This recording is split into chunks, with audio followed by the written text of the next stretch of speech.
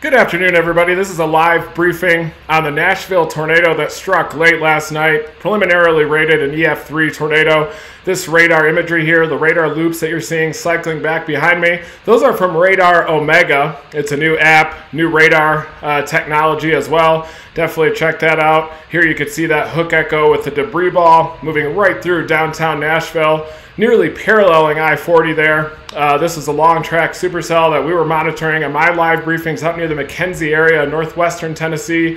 It was an east-southeasterly mover, long track. This is a very dangerous type of a setup with a very high ceiling in terms of the tornado potential with this. It had a very large blob of instability that persisted even after dark. It was such cold air aloft. The convective inhibition was relatively minimal, ranging from about 75 to 100 joules per kilogram. Easily that shallow layer of convective inhibition can be drilled through, dynamically piped by a tornado or a strong low-level mesocyclone like this, which did drill down and became a very damaging tornado. However, this setup was also not very clear-cut because it was a zonal flow type of an event.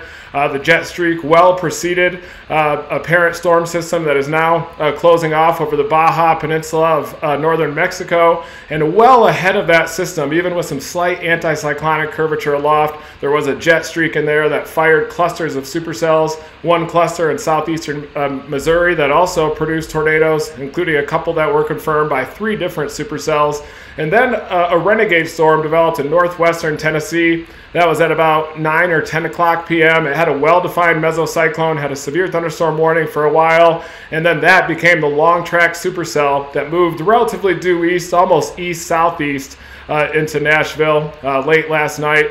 Some of the worst damage as well in Nashville East. I've even seen photos of vehicles that were thrown into apartment buildings. On radar, this is very close to the radar side as well. This had 80 knots of rotational wind, and that equates to an EF3, even a low-end EF4 tornado. I know that this has been preliminarily rated an EF3 tornado with a possible upgrade. There is some even worse damage outside of Nashville at some of those locations, and you can really see here on the reflectivity, there was that loop, that storm that just passed by, and the velocity, you could certainly see that 80 knots of rotational flow, debris getting lofted high up into this storm. I've seen several videos of this tornado as well. It was a very stout cone tornado, even a stovepipe during parts of its life cycle. And here is the parent system that created this. This is the 500 millibar pattern, and I'm using the NAM that was initialized at 6Z last night to really show this pattern. This is the cutoff system that I was talking about over Baja, Mexico, and this is the system that I was watching closely for the Tuesday and Wednesday setup across Dixie Alley, but it looks like it's going to cut off a little bit early, be a shore hugger type surface flow here across the northern part of the Gulf of Mexico, and that's going to confine most of the severe weather to the deep south in Louisiana, southern Mississippi, and to southern Alabama. But there are some favorable photographs tomorrow morning through early afternoon for some supercells and another tornado threat across southern Mississippi and Alabama. But this was last night at about 6Z. And of course, Nashville is located roughly there. It's in the middle of Tennessee. And you can see that this is well ahead of that cutoff system over northern Baja. You can even see some slight anticyclonic curvature aloft upstream. There is some subtle cyclonic curvature here as well associated with that jet streak. So I would say it's neutral in terms of the vorticity advection. But here you can see the jet streak that initiated those storms earlier in the afternoon. The left exit region of these jet streaks, that's where you get vertical motion, that's where you can get supercells to develop. And as this jet streak was punching in this zonal flow, we call this west to east flow here, zonal flow. This is a 500 millibar map. This is on pivotalweather.com, an incredible website to analyze these models. But it was a left exit region of that jet streak that fired these storms initially over the southeastern portion of Missouri. There was a lead renegade cell that passed very close to Cairo in southern Illinois, and then that went toward Paducah, mainly a hail producer, but it became tornado warned in south central Kentucky last night. We were really focusing on that during my live briefings overnight. But then another renegade storm and another wave of supercells developed after dark in southeastern Missouri. Near the east of the town of Malden, there was a small tornado produced, and then another renegade storm developed near McKenzie in the northwestern part of Tennessee, and that became the long track tornado producer that eventually would come into Nashville. And you always have to watch out for these zonal flow events in this part of the country, in the Mid-South. You often get these zonal flow type of events with a jet streak that get a veered low-level jet, that wind a kilometer above the ground out of the southwest. You get decent instability, cold air aloft associated with that jet streak as well. And you get dew points. Upper 50s are more than sufficient to generate supercells and even have low enough cloud bases to get strong tornadoes and surface-based storms that can tap in to that instability. And those supercells, the right movers, often move east-southeast, getting a very favorable critical angle, close to 90 degrees. And I'm going to show you the forecast, or the Hota and the sounding out of Nashville, and we'll break that down on why this is such a favorable tornado producer. Here is the 850 millibar map that I was talking about. This is about a kilometer above the ground.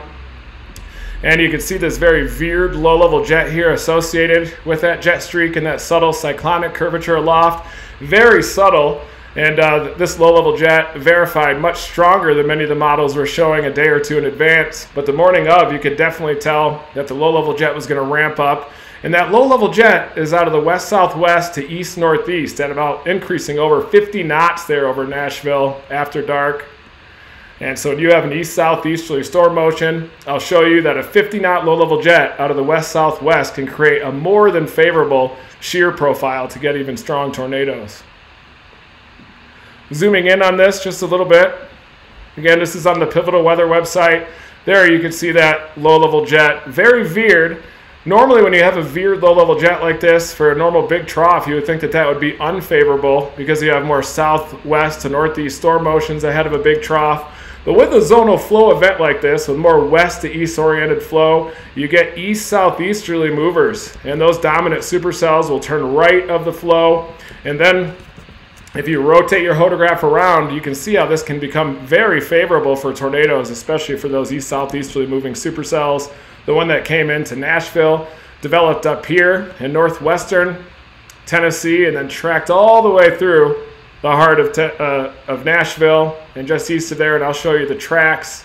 I'll show you a representative Hota, a sounding from Nashville, and I'll show you the exact shear profiles that contributed to this.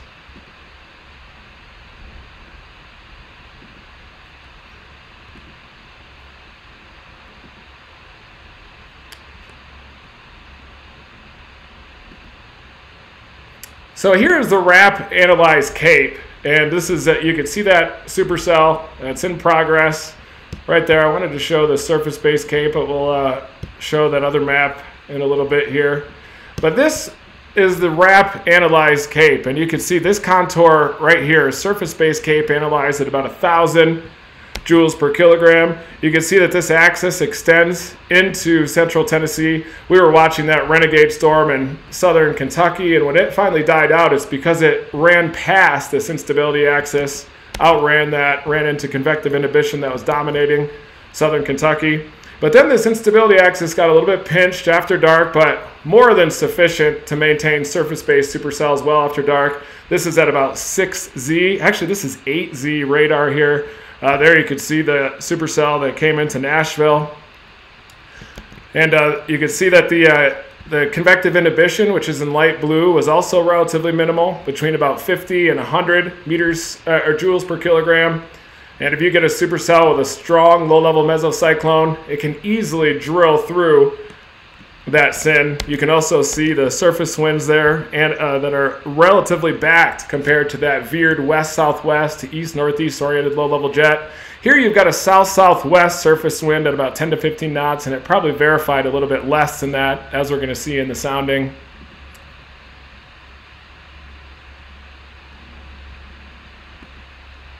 Here is the 0 to 1 kilometer helicity, and those red areas there are in excess of 300 meters squared per second squared. And this is back to the NAM analyzed 0 to 1 kilometer helicity, and I'll show you the RAP analysis as well. You can see even greater 0 to 1 kilometer shear. to the north of Tennessee, but that's associated with the convective inhibition there, stable air, a little bit of decoupling, some weakening and backing of the surface winds, and you're at the nose of the low-level jet right there. But you can certainly see this blob in excess of 300 meters squared per second squared. That's big-time low-level shear. That's caused by a west-southwest to east-northeast oriented low-level jet, surface winds south-southwest to north-northeast, and then the upper level winds due west with a jet streak. So definitely a lot of directional shear, a lot of speed shear as well. And these are the types of setups that have historically produced big tornadoes in Nashville. You may remember the one in April 1998 that came in from a west-southwest to east-northeast direction. That was similar to a zonal flow event with a relatively veered low-level jet as well. And they took strikingly similar tracks through Nashville. I'm going to compare all three tornadoes that have impacted the area. I believe it was April 3rd, 1998. And then this one, March 3rd, 2020, which happened on Super Tuesday, because it did happen after midnight local time. So now let's show another map here. This shows the Cape axis as initialized by the NAM.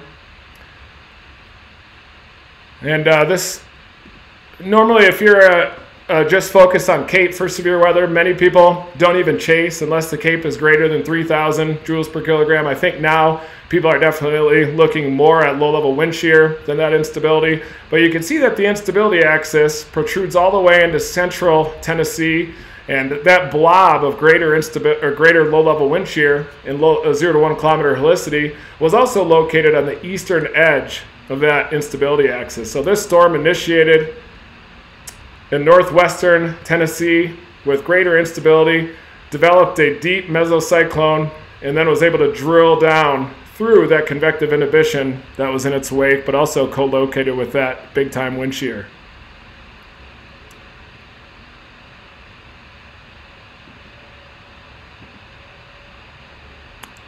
So this map right here shows EHI as initialized by the RAP, which is another model, short fuse model that we use to forecast severe weather and also to analyze the near real-time environments of that severe weather. And you can see this blob of EHI. This is 0 to 1 EHI, or the Energy Helicity Index. This is a combination of 0 to 1 kilometer wind shear and also Cape over a deeper layer. And you can see that the EHI goes all the way into central Tennessee. And a lot of times the EHI indices, these composite indices, are a little bit too overemphasize. They overemphasize Cape and the thermodynamics just a little bit. I prefer indices that emphasize the kinematics and dynamics just a bit more, that emphasize that low-level wind shear, because I've seen so many cases with strong tornadoes and relatively high low-level shear, but relatively minimal Cape. But these are where the supercells initiated there in northwestern Tennessee. Here you can see the tornado producer right there. That was another wave of storms that developed. And then there was another tornado producer south of Birmingham in the early morning hours, probably with the right entrance region of that jet streak as it lifted out.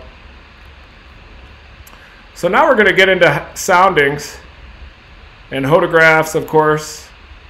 Here you can see the official sounding from Nashville. And you can see the surface wind due south, very backed at just 10 knots.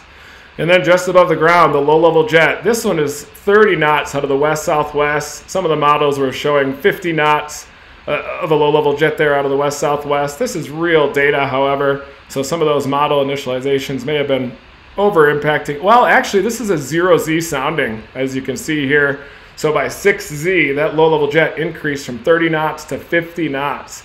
So that lengthened those photographs. So by the time this storm arrived near Nashville, this thing was dealing with a low-level jet of 50 knots and a low-level shear vector in excess of 40 knots. So even at 0Z, you still had decent wind shear, but it increased substantially. You can see that the SIN really only about minus 20 joules per kilogram, so minimal SIN there at 0Z. Look at this elevated mix layer too. This is a textbook hail, big time significant hail sounding. A lot of dry air coming in here at the mid levels of the atmosphere. as is usually the case with early season events. You've got a relatively low tropopause. And even though you're lacking those low-level lapse rates, when you have wind shear that looks like this, those mesocyclones can be so strong that they can easily drill through any convective inhibition. Now I'm going to show you a Hota. I'm going to take my noggin out of here. And there's the Hota in the upper right portion of the screen. And that is at 6Z, more representative. You can see the west-southwesterly low-level jet increasing above 40 knots there at Nashville, while the surface wind remained out of the due south at about 10 knots. And the storm motion actually increased as the core of that jet streak moved overhead, increased between 40 and 50 knots. I would imagine that storm was moving a little bit slower, and the models definitely underestimated the strength of the elevated mix layer too, which could mean that it underestimated a bit of that instability, but you could certainly see the directional shear in the low levels going from a 10-knot south-southwest wind to a 50-knot low-level jet out of the west-southwest just above the ground. So this really shows you how the atmosphere became drastically more favorable between 0Z and 6Z, or about 6 p.m. at midnight in the central Tennessee area.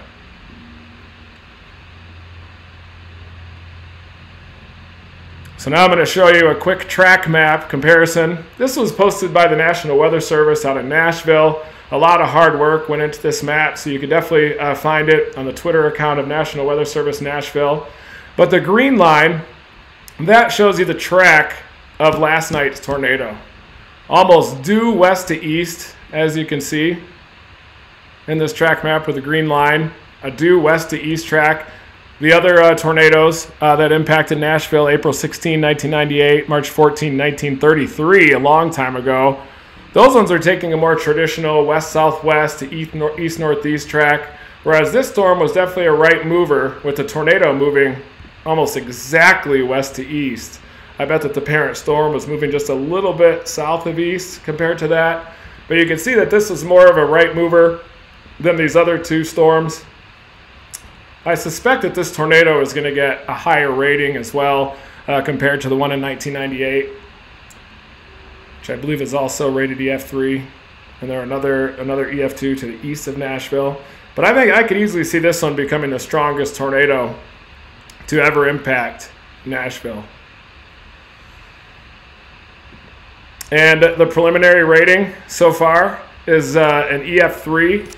And that could easily be upgraded. I know the National Weather Service has been out there working hard at compiling the damage survey and following that track. There's a lot of damage out there. Very sadly, there have been over 20 fatalities reported by this tornado. It's definitely a worst case scenario because it came in the middle of the night when everybody was asleep. It definitely was warned for a long time. There were tornado watches in the area. We were doing live severe weather briefings until late that night following this storm. I should have stayed awake the whole entire time, but I passed out, and next thing I know, I wake up at 4 in the morning to the chaos. And I know that Ginger on here, Ginger McPherson, is a Facebook supporter, and she's compiling a list of places where we can donate to help out in the recovery effort. I'll post that a little bit later on, itemizing some of those locations, including the Red Cross and some local charities as well, to help out in the recovery effort, because these people have a long road of recovery ahead. The damage was just absolutely horrible in this area. And this is the radar loop from Radar Omega. You can follow them on Twitter. And you can see that debris ball appear right as it was approaching downtown Nashville. So just west of downtown is where that tornado really ramped up. And then just to the east of Nashville as well, it continued. Long track tornado. Moving fast too. It definitely accelerated after dark. That's because that jet streak came in over top, ejected. There you can see the storm relative velocity. Really indicating that strong rotation. And this close to the radar, with the height of that debris getting lofted up as well, with the rotational winds of 80 knots. This was easily estimated at an EF3 to low-end EF4 based on radar. However, the National Weather Service has to take into account the engineering of structures and other things as they're going through this. There you can see that debris ball continuing to the southeast of the radar site. And look at that very sharp gradient on the forward flank gust front. That is classic with tornadic supercells like this, that very tight gradient there, right along where the inflow funnels into that circulation. And this was relatively under predicted, and that's just because of the zonal flow. It was well ahead of the trough. It wasn't a massive trough that usually leads to those big outbreaks across Dixie Alley. It was a relatively subtle event, a big blob of instability, but the Storm Prediction Center did upgrade to a slight risk with a 5% tornado probability, mostly for after dark. Had tornado watches out well ahead of these supercells. I would say 3 or 4 different modes of supercells developed. The initial one, Renegade, that went from southeastern Missouri into south central Kentucky. Then a cluster of supercells that developed in southeastern Missouri and produced a few tornadoes. Then another couple Renegades after dark, well after dark in southeastern Missouri. And then the main Renegade storm that developed just east of McKenzie, Tennessee. And that became the tornado producer that went through Nashville well after dark. So this is a breakdown of the setup that led to this. I should have been out there. I should be on every tornado. It looks like the next setup is going to be tonight across deep south Texas. Watch out for those supercells ripping out of northern Mexico, crossing the Rio Grande near the Del Rio area. And then tomorrow morning across southern Louisiana, deep southern Mississippi into southwestern Alabama. There is a chance for some severe weather along that coastal front. And depending on how far inland that warm front penetrates, that'll determine the severity of the outbreak tomorrow. So I'm going to continue these daily briefings, of course, throughout the entire year and many years to come, hopefully. And we're just getting started with this season. The first day of meteorological spring was just a couple days ago. But we are in the heart of Dixie Alley's severe weather season, and it looks like the long range after this week's system, it looks like around March 17th or 18th, there could be another substantial wave that ejects with even severe weather across the southern plains, depending on the evolution of that. So thank you, everybody. Continue to have the victims of this dangerous storm in your thoughts and prayers. And we'll do the best that we can to help bring resources to those in need by posting a list of those charities, and also continuing to increase awareness for severe weather setups like this using these briefings. Thank you, everybody. Never stop chasing.